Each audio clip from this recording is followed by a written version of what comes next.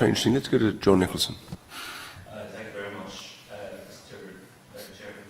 Can I start off with you, Mr. Smith? You are new to your post, relatively new to your post. I'm quite interested in pursuing the chair's question there. You said that you thought the output was excellent, and yet, of course, one of the first things that you did was to drop two relatively high-profile programs, Scotland 2016, which was intact in the ratings by the STV equivalent, and also the big debate on Radio Scotland.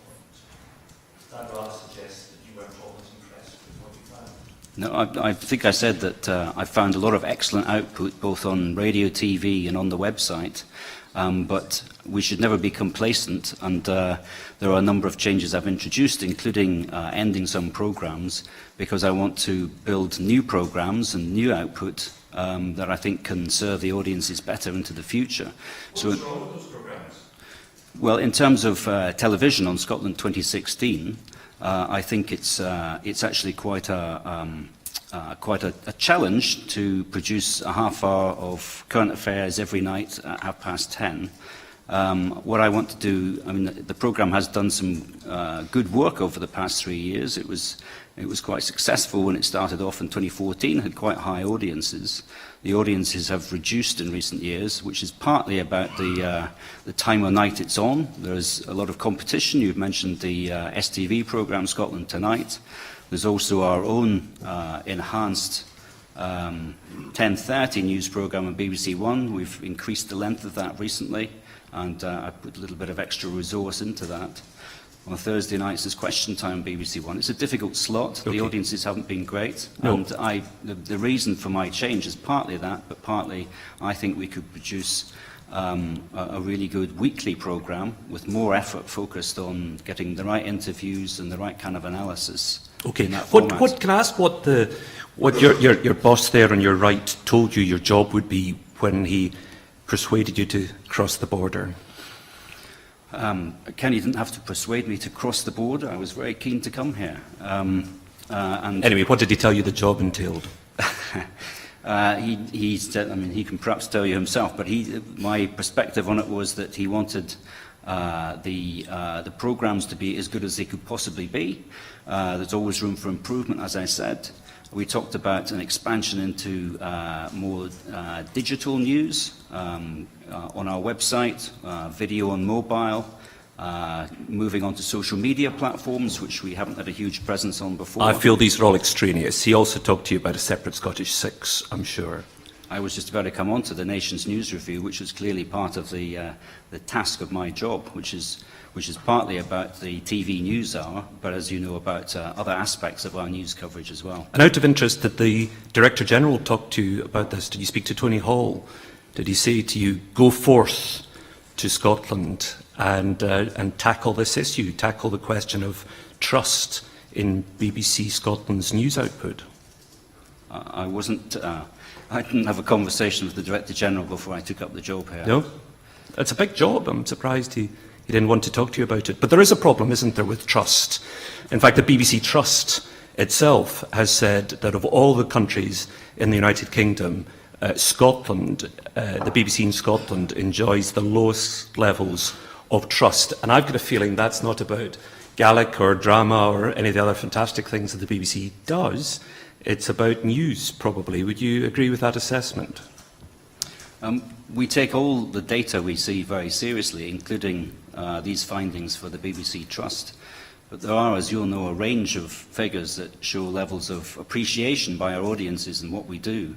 I'm sure you've seen today the Ofcom PSB report, which quotes figures of approval for news in the nations at between 72% and 75%, which is quite a healthy figure. Yeah, but that's quite a political answer. We all know that the BBC has a problem with trust in Scottish news. I mean, I don't think the BBC makes any secret of it. The Secretary of State has openly acknowledged it, appearing before us. Could I turn to you, Mr MacQuarrie, for a moment or two? You've now made 3 pilots for the new Scottish Six. I wonder if you can tell me how they're going and why you haven't announced the winner of the 3 pilots yet, the format winner. We have an ongoing process which we worked on the 3 pilots up until we went into a Scottish election and then obviously the European referendum. We're continuing that work over the summer, and we're keen to make sure that we deliver to the audience the best solution possible. And I think it's important to bring in the whole range of what we do on BBC Scotland. To make it clear that we do Good Morning Scotland. We have a range of excellent radio programmes.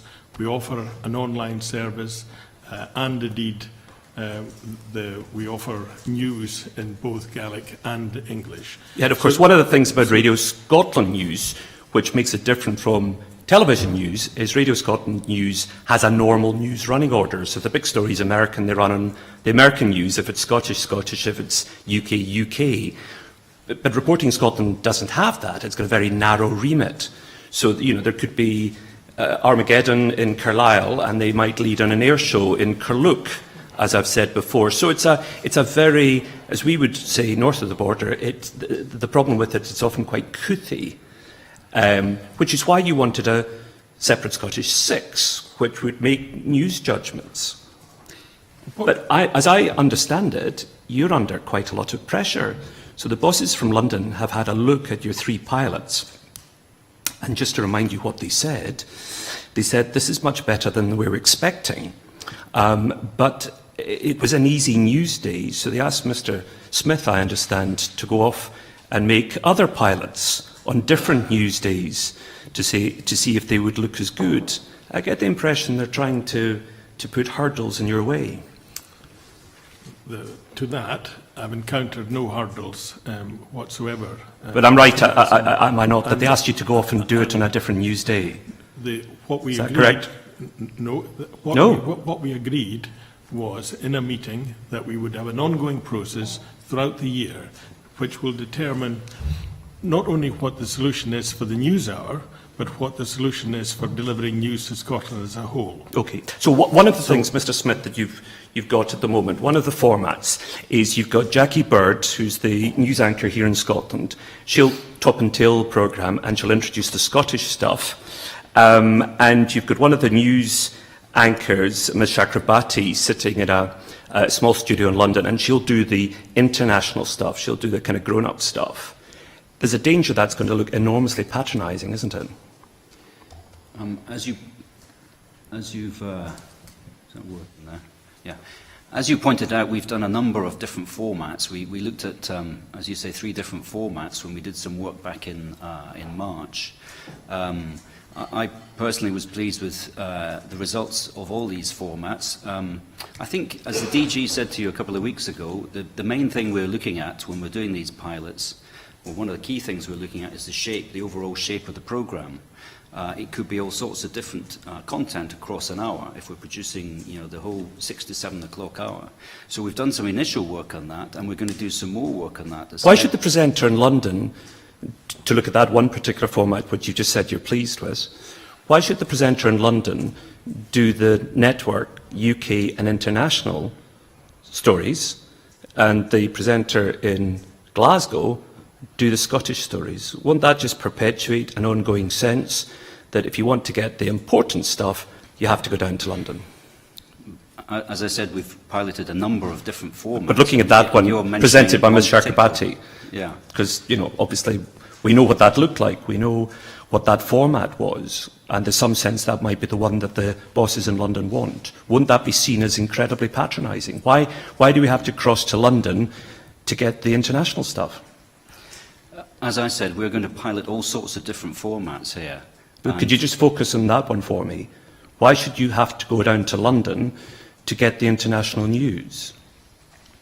I think these are editorial matters, exactly what the content is of the pilots we're making. But no, it's not an editorial matter, I don't think. The editorial matter is what the content of the news programme is. That's editorial. Where the presenter is sitting is a political decision for the BBC. That's not editorial. Editorial is content. As you know, we also piloted a programme which was entirely presented. I know, but I want to concentrate on this one. Because Sorry, could we just get the... I didn't mean to... you told me you're happy with that Can one. we just get clear, the point you were making there, Mr. Smith, was one that you had also piloted a different programme as well. Could we just get clear what that is, and then we can go back to what John was asking? What else we've piloted as well? Yes. Well, I think people who have read in the newspaper some detail of the pilots, which I don't particularly want to go into a lot of detail about. No, we quite like it when you break news, though, for us, though, so have a go. If you're happy with me to continue this, we piloted a version of an integrated news hour which was presented entirely in Glasgow, and we also piloted versions which had a presentation in London. Right. So, to go back to that, since you said you were satisfied with all three, if I could just pursue this for a wee second, Mr. Smith, I want to know how you think it will be perceived if the Scottish stuff is presented from Glasgow and the international stuff is presented from London. Will that not continue the impression that Scotland only does the local stuff, the national Scottish stuff? But if you want to have a window into the world, it has to be through the conduit of London, which is what the problem was in the first place. I think what matters is what the audience gets and whether they're happy with the format that they're getting the news delivered in. It's going to cost you a small fortune.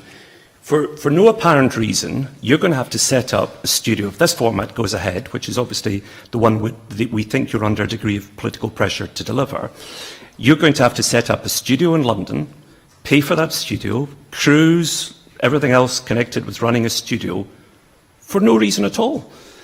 Because you could present it all from Glasgow. It's a political sop to people who are fundamentally hostile to the project.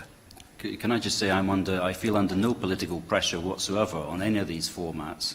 I've been tasked with providing, some pilot coverage of what we could do within that hour, more of which I'll be doing in... Because it wouldn't be your final... yours will not be the final call, of course, because you're the head of News and Current Affairs in Scotland. The call will not be... Your job is simply to deliver what you're asked to deliver the best possible news programmes. The editorial call will be possibly Mr MacQuarrie's, but I suspect probably London's. Can I move on and just ask you, Mr MacQuarrie, about the suspicion a lot of people have that the news channel is no longer going to be dumped, because the assumption was that it would be dumped. But we've just got so much news going on at the moment. And with Brexit coming up, my sources in the BBC tell me that it is likely to be saved. And one of the dangers, from your perspective, is that you'll have to make financial cuts. And the Scottish Six could be one of the financial cuts that's made. First of all, just to reiterate what Gary has said, we're under no political pressure in terms of how we reach this decision. Well, let me come back to that in a second, but if you wouldn't mind answering the question. So first of all, are there likely to be cuts, if you like, to the Scottish budget? I've got no intimation of that, nor is that indeed this week we'll be having a budget meeting, which will be well, I'm sorry to be the one to break it to you then. A regular budget meeting. There is absolutely no indication that we're trading off one thing against another. What we are intent on doing is delivering to the Scottish audience, delivering the best offer possible, and that, as I said, includes radio, online and TV. But looking at the 6 o'clock news hour, it's particularly important, and despite your characterisation of Reporting Scotland as Couthie, it is enormously popular with the audience. It is the most popular programme within the news hour in Scotland. That's an argument for keeping it, not for doing something different. Are you happy? Can we just finish to hear what he... Yes, and indeed, that we are working to improve the quality of the offer as we speak. There have been a number of stories where we've brought in international dimensions to these stories such as the murder of the shopkeeper recently in Shawlands. We had pieces in from Pakistan, pieces from Bradford. These are rounded, serious news stories which I think I would just need to rebut the sort of sense of that you have of the programme as being Kuthi. I'm not criticising the journalists. The journalists, you've got excellent journalists. In fact, Gary Smith has mentioned two particularly outstanding ones: your economics business correspondent and Brian Taylor as well. I'm talking about the remit the programme has. Are you worried at all that you might be asked to pay to run a separate London-based studio simply so that a presenter can read out international headlines for you? So Can Jackie Bird do that? First of all, the Or process. doesn't she do foreign? The process that we have. I'm sure, as you know, Jackie Bird has travelled the world and reported from Afghanistan, etc., across a whole number of different stories. So Jackie can clearly do any story that is put in front of her.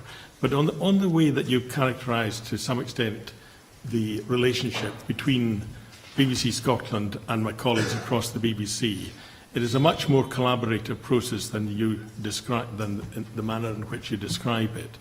And in terms of reaching the ultimate decision, I have total trust that will be driven by the benefit to the audience, and that it will not be driven by any other consideration. Okay, I wish I shared your trust. Other but than serving the audience. I wish I shared your trust. But the problem is, we all know, don't we, that the issue of whether or not there's a BBC Scottish 6 is quite a political one.